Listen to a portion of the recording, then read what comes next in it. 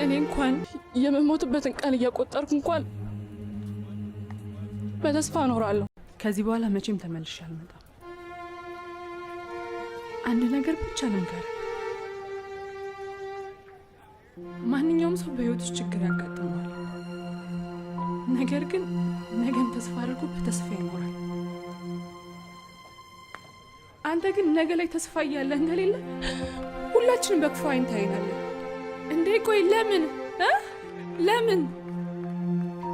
ነገን ተስፋ አድርገህ ለእኛ ተስፋ ትሰጠንም? አንተ በጣም ክፉ ልብ ነው ያለ።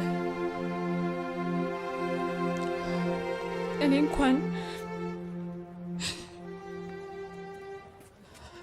የምሞትበትን ቀን እያቆጠርኩ እንኳን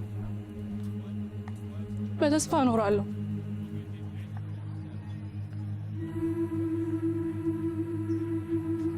ስለ ሁሉም ነገር አመሰግናለሁ። በህይወት እስካለው ለህልም ጸልይልሃለሁ። እግዚአብሔር ይርዳክ።